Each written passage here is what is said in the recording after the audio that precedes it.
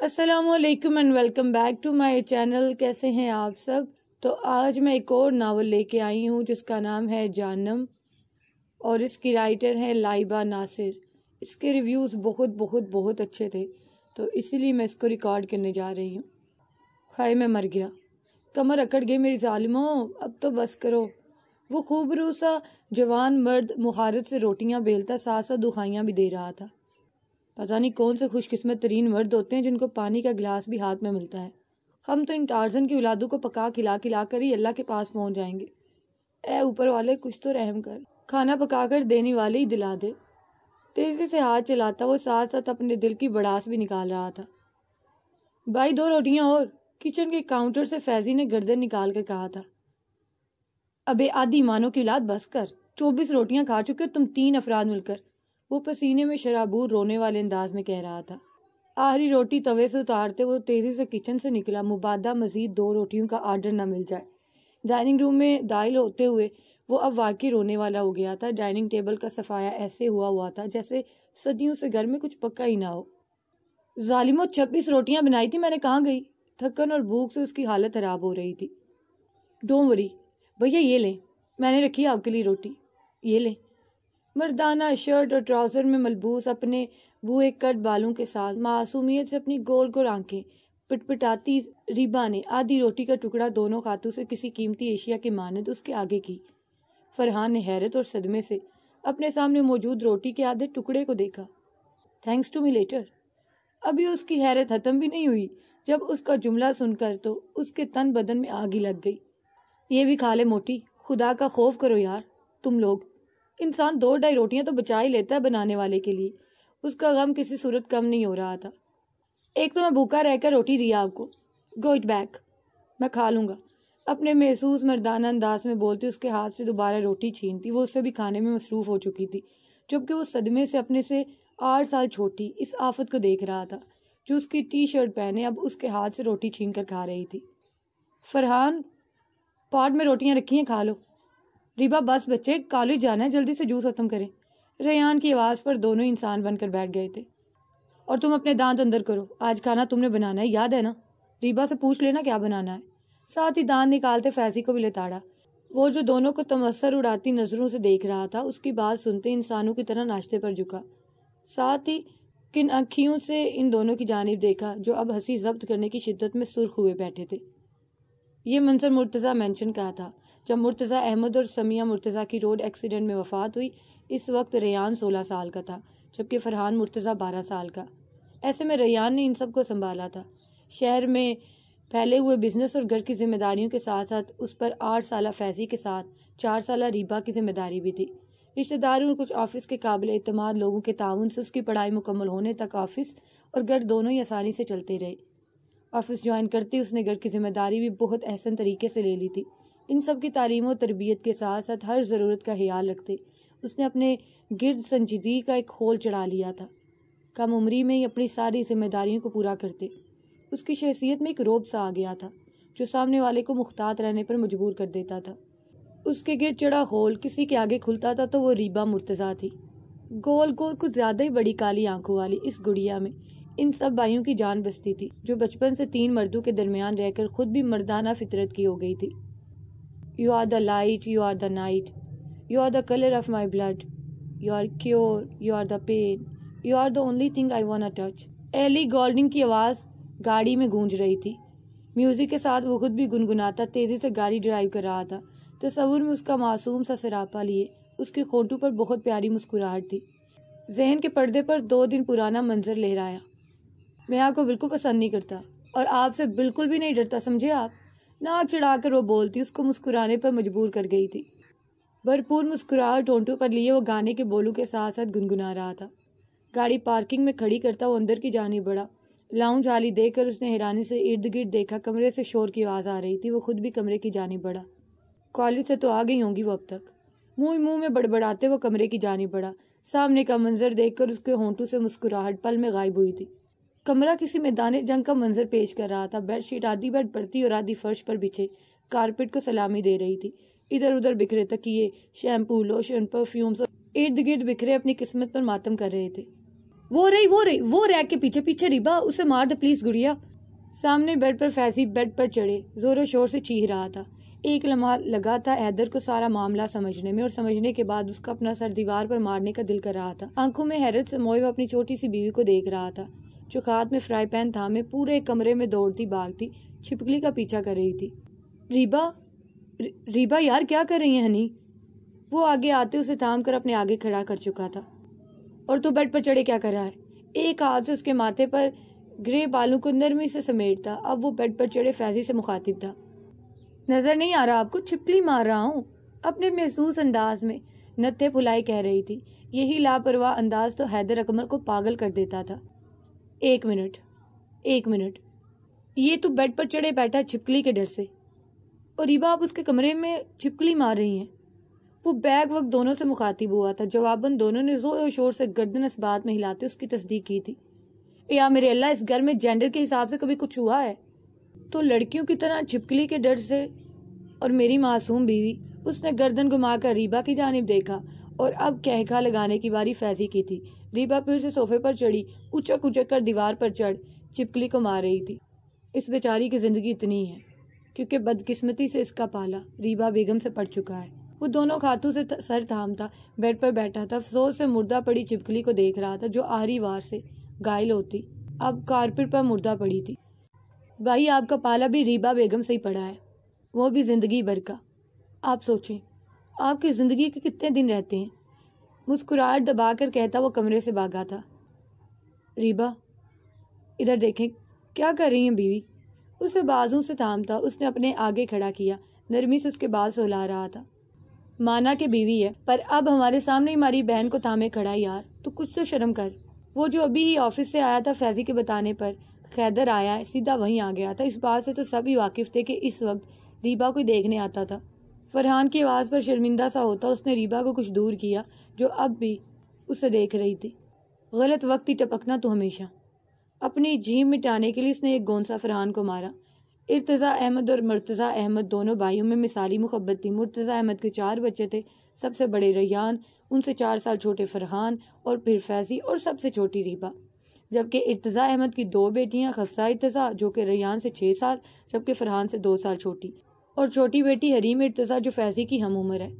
فیضی اور حریم کی بچپن سے بنتی ہے، وجہ دونوں ہی شرارتی اور لاپرواہ طبیعت کے مالک ہیں۔ جبکہ حفصہ فطرتاً ڈرپوک قسم کی تھی لیکن ان کی شرارتوں میں بھرپور تعاون کرتی تھی۔ فیضی کی بنسبت فرحان سنجیدہ طبیعت کا حامل ہے، شور شرابے اور مذاق مستی سے کوسوں دور اپنے کام سے کام رکھنے والا۔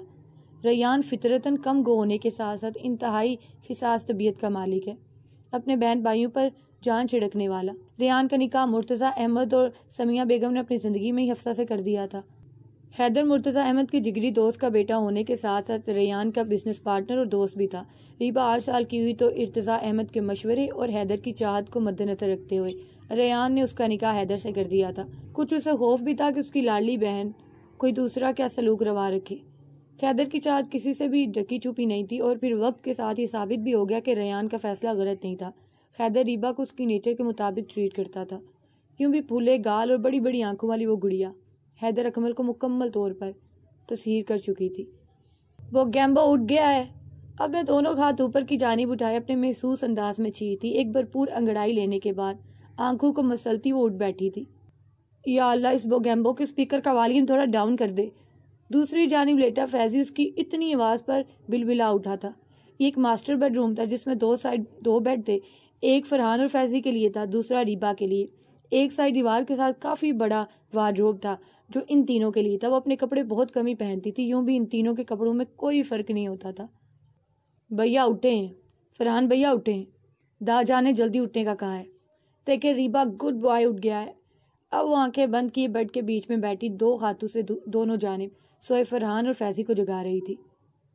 فیضی کے بچے اٹھو، ساتھ ہی کمبل کو مزید سر تک چڑھاتے فیضی کی کمر پر 2 مکے جڑے تھے۔ اٹھ رہا ہوں یار گڑیا، فرحان نے کسمساتے ہوئے کہا۔ میں لاسٹ ٹائم پوچھ رہا ہوں، آپ دونوں اٹھ رہے ہیں؟ بیچارے دا جان ناشتہ بنا رہے ہوں گے، وارننگ دیتے انداز میں کہتے، آخر میں افسوس سے کہتی۔ وہ زور زور سے سر ہلا رہی تھی۔ ابے جا یار سونے دے، دا جان کی چمچی، یہ الگ مصیبت ہے یار، خود اس کی تو کسی کام کی باری ہے نہیں، اور ماسی شکوراں کی طرح ایموشنل بلیک میل کر کے ریان بھائی کی باری میں بھی ہم سے کام کرواتی ہے ابلیس کی نانی۔ کمبل کے اندر ہی زور زور سے پیر پٹاتے فیضی نے روحان سے انداز میں کہا، اوکے۔ ایک لفظی جواب دیتے وہ کمرے سے منسلک باتھ روم کی جانب بڑھی۔ ہیں، اتنی آسانی سے جان چھوڑ دی؟ اس کے اتنی آسانی سے چلے جانے پر وہ دونوں ہی حیرت سے اٹھ بیٹھے تھے۔ واہ گڈ فیضی، اسی طرح دماغ ٹھکانے لگانا اس شیطان کی نانی کا۔ وہ فرضی کالر جاڑتا فرحان کو فہریہ نظروں سے دیکھ کر بولا، جو اب کمبل پھینکتے دوبارہ آنکھیں بند کر گیا تھا۔ خود بھی کمبل کو اپنے نیچے دبائے وہ اوندے منہ دوبارہ سو گیا تھا۔ انہیں دوبارہ سوئے بھی کچھ ہی دیر ہوئی تھی جب کسی نے ٹھنڈے پانی سے بھری بالٹی ان پر الٹ دی تھی۔ دونوں ہڑبڑا کر اٹھ بیٹھے۔ میرے داجان سے ناشتہ بنوائیں گے؟ یہ لو۔ ان کے سنبھلنے سے پہلے ہی وہ باقی بچا پانی بھی ان پر پھینکتی ہوئی بولی تھی، یہ بھی لو۔ ریبا اتنی سردی میں ٹھنڈے پانی میں پوری طرح بھیگے۔ کچھ دیر تو دونوں کو سمجھ ہی نہ آیا کہ ان کے ساتھ کیا ہوا ہے۔ سمجھ آنے پر دونوں زور زور سے چیختے اس کے پیچھے بھاگے، جو ہنستی ہوئی تیزی سے سیڑھیاں اترتی ریان کے پاس بھاگی تھی۔ داجان، میں چیز آملیٹ کھاؤں گا، آپ نے بنایا ہے۔ وہ جو آفس جانے کے لیے مکمل تیار بیٹھے تھے، اس کی چہکتی آواز پر خونٹوبہ مسکراہٹ لیے اس کی جانب آیا۔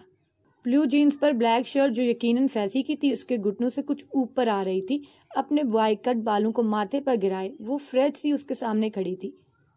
داجان کا بچہ، چیز آملیٹ کھانا تھا؟ آپ نے تو کل سینڈوچ کہا تھا نا، اسی لیے وہی بنایا داجان نے۔ اس کی پیشانی کو چومتے اسے کمر سے تھامتے وہ اسے کچن کاؤنٹر پر بٹھا چکا تھا، کیونکہ اب اسے اپنی گڑیا کا پسند کا ناشتہ بنانا تھا۔ کوٹ اتار کر چیئر پر رکھا شرٹ کی آستینیں فولڈ کرتا وہ اب کیبنٹ سے آملیٹ میں استعمال ہونے والی چیزیں نکال رہا تھا۔ وہ دونوں سست عوام اٹھی نہیں ابھی تک؟ تیزی سے پیاز کاٹتے وہ اس سے باتیں بھی کر رہا تھا۔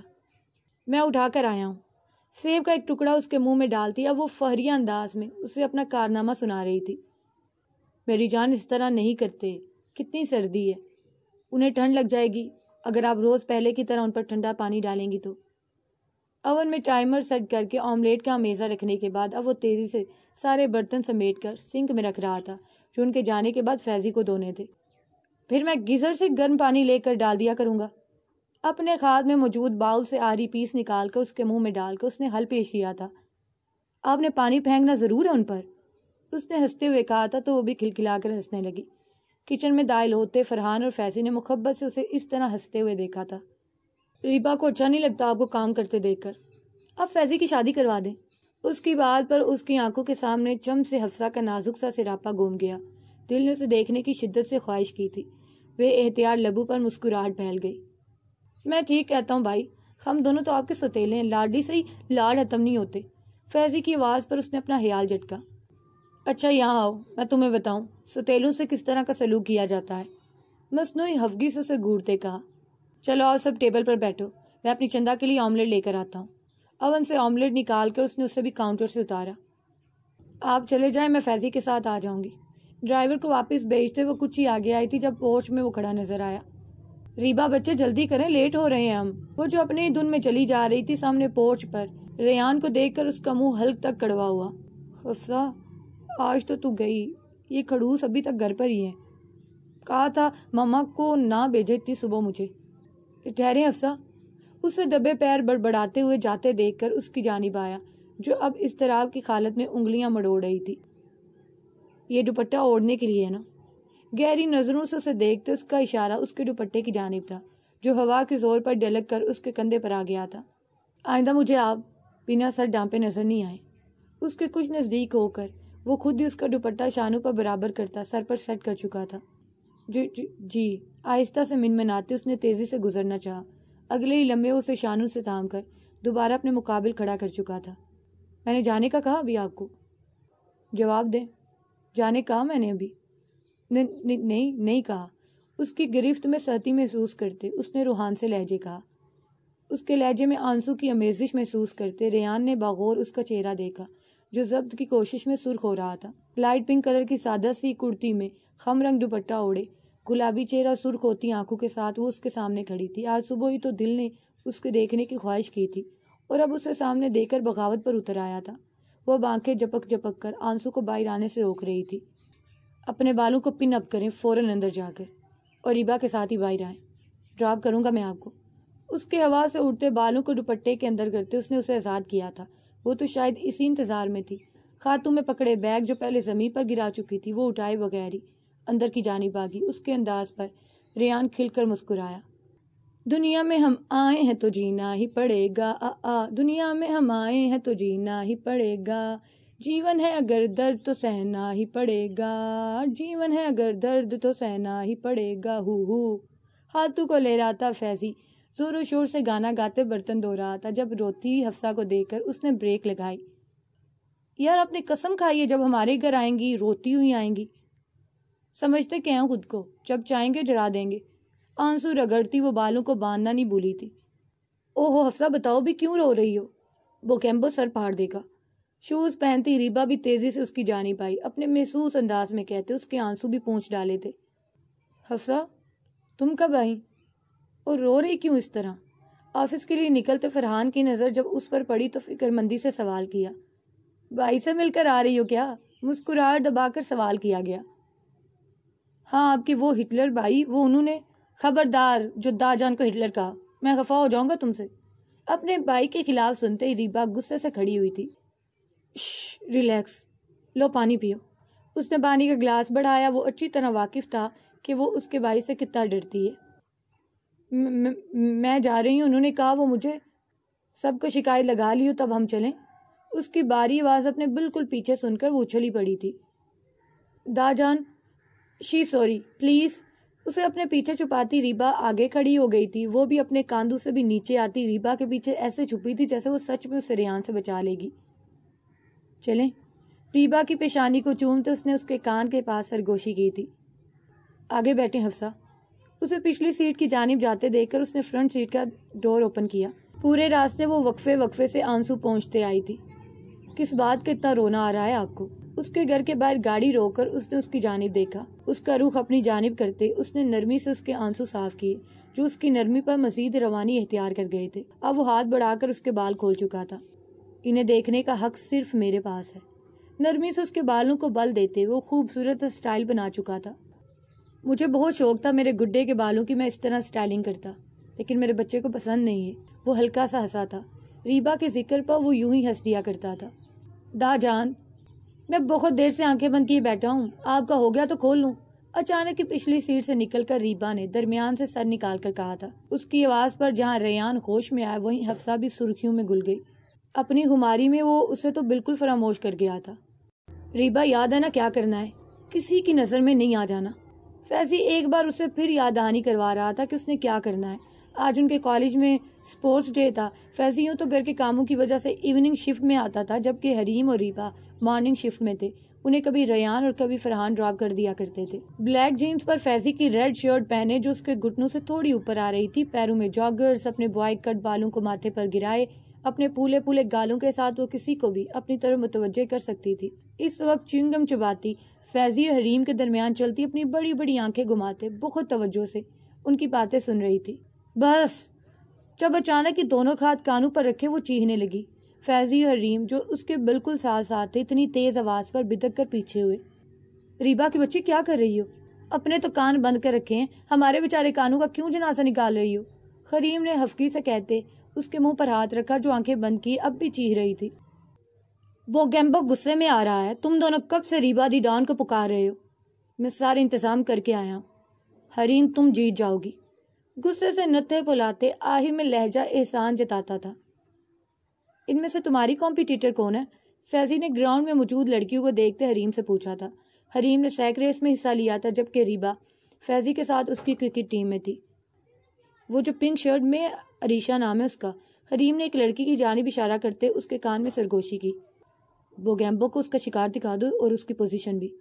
ان دونوں کی سرگوشیوں میں بات کرتے دیکھ کر اس نے بھی دونوں کے درمیان اپنا سر گھسایا۔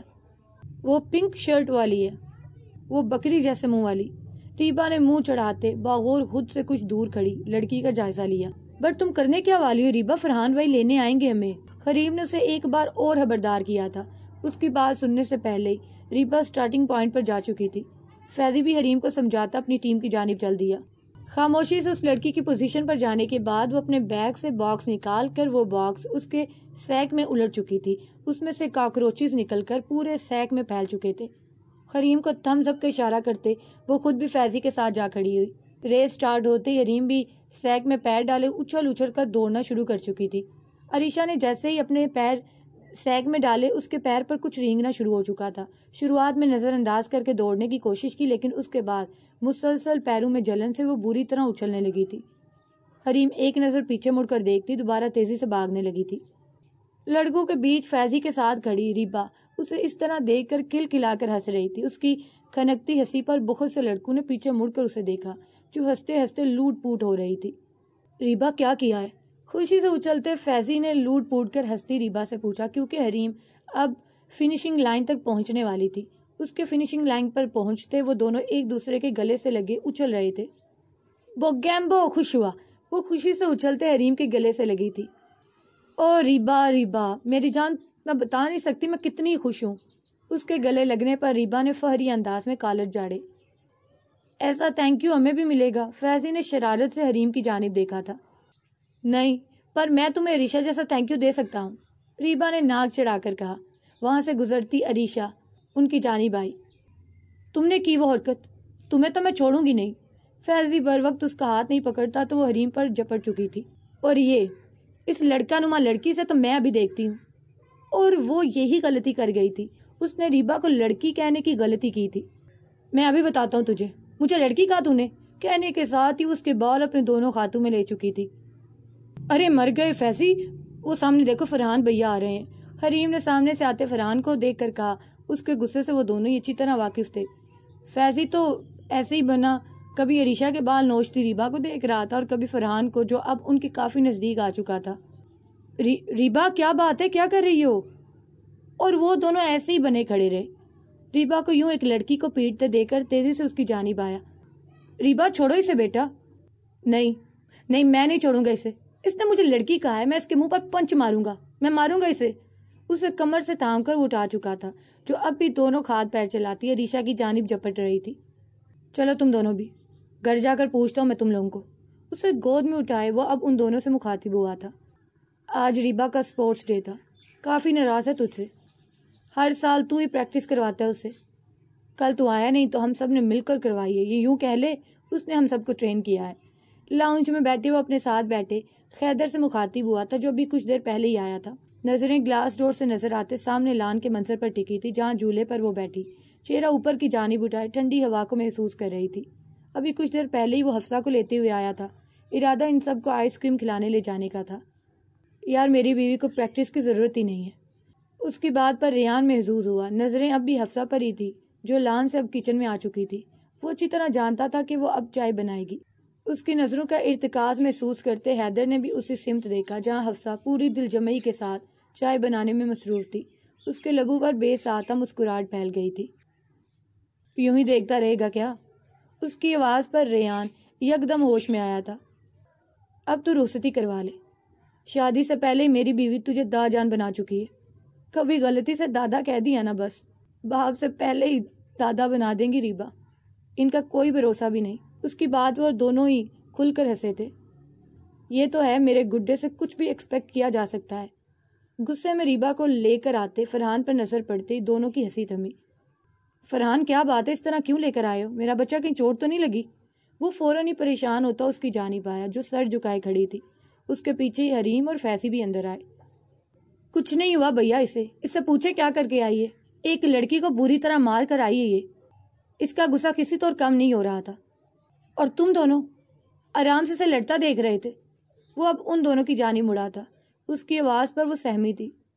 فرحان بھائی پلیز اتنا نہیں ڈانٹے اسے، کب سے خاموش کھڑی حفصہ نے اسے روکا تھا۔ فرحان آرام سے، وہ ڈر رہی ہے، وہ کہاں اسے اس طرح دیکھ سکتا تھا۔ دا جان میری غلطی نہیں ہے، وہ من منائی تھی۔ میرا بچہ میں جانتا ہوں، اس طرح اداس نہیں بھائی، ابھی اسے بالکل پیار نہیں کریں۔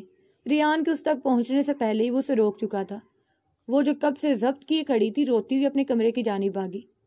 دماغ سیٹ ہے تمہارا؟ کتنی بری طرح ڈانٹا ہے اسے، کتنا رو رہی ہے وہ۔ یار فرحان کیا کیا یہ؟ ریان تو تڑپ کر ہی رہ گیا تھا۔ بھائی میں بھی اسے اتنی محبت کرتا ہوں، پر اس طرح ہم اس کے لیے مشکلات کھڑی کر رہے ہیں، تھوڑی سختی بھی ضروری ہے۔ بہت بری طرح مارا ہے ریبا نے اس لڑکی کو، اگر ابھی اسے کچھ نہیں کہا تو یہ اس کے لیے ٹھیک نہیں ہوگا۔ وہ خود بھی پشیمان تھا۔ جو بھی تھا اس طرح ڈانٹنے کا کوئی جواز نہیں بنتا تھا۔ حیدر بھی حفگی سے کہتا ریبا کے کمرے کی جانب بڑھا۔ فرحان نے فیضی کو دیکھا جو سر تھامے صوفے پر بیٹھا ہوا تھا۔ اس کا انداز بھی ہفا ہفا سا تھا۔ ایک طرف حریم بیٹھی خاموش آنسو بہا رہی تھی۔ کچن میں کھڑی حفصہ نے بھی منہ پھیر لیا تھا۔ ریبا کو ڈانٹنے کی سزا تو اچھی طرح مل چکی تھی اسے۔ وہ کمرے میں داخل ہوا تو وہ بیڈ پر اوندے منہ لیٹے بری طرح بلک رہی تھی۔ حیدر تو تڑپ ہی اٹھا تھا۔ ریبا سیدھے ہو کر بیٹھیں بیوی، بات سنیں میری۔ بہت مشکل سے اپنا روح دوسری جانب کی اسے مخاطب کیا۔ وہ کسی بھی نازک لمحے کی قید میں آ کر اس کی معصومیت نہیں گنوانا چاہتا تھا۔ نہیں، میں خفا ہوا ہوں، وہ ہنوز اسی طرح لیٹے روتے ہوئے بولی تھی۔ او ہو تو بیوی مجھ سے تو ناراض نہیں ہونا، میں نے کچھ نہیں کیا، پلیز اٹھ کر بیٹھ جائیں۔ اب کی بار اس نے التجا کی تھی۔ وہ گیمبو کے ساتھ ناانصافی ہوئی ہے، اسے بہت ڈانٹا ہے، میں بہت خفا ہوا ہوں۔ وہ بری طرح روتی اٹھ بیٹھی تھی۔ او میرے دل کے ٹکڑے، مجھے بتائیں تو صحیح کیوں مارا آپ نے اسے؟ اس کے دونوں ہاتھ اپنے ہاتھوں میں لیے تھامے وہ گھٹنوں کے بل اس کے سامنے بیٹھا تھا۔ نہیں حیدر، مارا تو نہیں تھا، صرف ڈرا رہا تھا میں اسے، اس نے مجھے گالی دی تھی۔ وہ تو اس کے حیدر کہنے پر ہی کھل اٹھا تھا۔ اپنی دھڑکنوں کے شور کو نظر انداز کرتے وہ اسے سن رہا تھا۔ کیا گالی دی اس نے آپ کو؟ پھر تو دو اور لگاتی ہیں آپ۔ ہاں، لڑکی کہا اس نے مجھے، سو کرتے اس نے مجھے۔ واٹ؟ ریبا، لڑکی کہنے پر اسے مارا آپ نے؟ یا وحشت، پہلی دفعہ کسی لڑکی کو لڑکی کہنے پر ایسا ری ایکشن دیتے دیکھا ہے۔ اس کے اس بات میں سر ہلانے پر وہ چی ہی اٹھا تھا۔ اچھا چلیں، ریحان بہت پریشان ہو رہا ہے آپ کے اس طرح رونے پر، لاؤنج میں چلتے ہیں۔ اس کے آنسو نرمی سے صاف کرتے کہا تھا۔ اور اب کسی سے لڑائی نہیں کرنی اس طرح، ہاں؟ اس کی سرخ ہوتی ناک کو دھیرے سے دباتے کہا۔ اس کے اس بات میں سر ہلانے پر ایک پیار بھری نظر اس پر ڈالتا وہ لاؤنج کی جانب بڑھا۔ وہاں بیٹھے تینوں کو نظر انداز کرتے وہ سیدھا ریحان کے پاس آئی تھی۔ خاموشی سے ریحان کی گود میں سرکتے بیٹھ گئی تھی۔ حیدر نے پیار سے اس کی جانب دیکھا۔ اس گھر کے ایک ایک فرد کی جان بستی تھی ریحان کے گڈے میں۔ وہ اپنی سوچ پر خود ہی مسکرا اٹھا۔ میرا بچہ، میرا گڈا، دا جان کی جان، میرا بیٹا۔ اس کی آنکھوں کو چومتا، گالوں کا بوسہ لیتا، باقی سب کو فراموش کر گیا تھا۔ کچن سے چائے لے کر آتی حفصہ نے محبت سے یہ منظر دیکھا تھا۔ وہ شخص یوں ہی تو اسے اتنا پیارا نہیں تھا، خود سے جڑے ہر رشتے کو خود سے زیادہ چاہنے والا۔ حیدر نے فرحان کو اشارہ کیا۔ ریبا، بھائی کی جان ناراض ہے مجھ سے؟ زور زور سے اس بات میں سر ہلاتے وہ سب کو مسکرانے پر مجبور کر گئی تھی۔ معافی نہیں ملے گی؟ اس کے اس طرح کہنے پر وہ جٹ سے اس کے پاس آئی تھی، اس کی گود میں سر رکھ چکی تھی۔ اپنے بھائیوں کو وہ کب اس طرح دیکھ سکتی تھی؟ میں بہت رویا بھی ہوں، آپ نے مجھے زور زور سے ڈانٹا ہے۔ اس کے گود میں منہ چھپائے وہ اب اس سے سارے شکوے کر رہی تھی۔ آئس کریم کھانی ہے؟ ریحان کے پوچھنے پر جہاں حفصہ حریم مسکرا اٹھے تھے وہیں وہ بھی اچھل کر کھڑی ہوئی تھی۔ وہ جو سب کو چائے سرو کر رہی تھی، پورا دھیان ریحان کی جانب ہونے کے باعث گرم چائے اس کے ہاتھ پر چھلکنے پر تکلیف سے وہ سسک اٹھی تھی۔ وہ سب جو ریبا کی حرکتوں کو انجوائے کر رہے تھے حفصہ کی سسکی پر اس کی جانب متوجہ ہوئے۔ حفصہ، کیا ہوا؟ دھیان کہاں آپ کا بے وقوف لڑکی؟ کچھ دور بیٹھا ریحان اس کی جانب آیا۔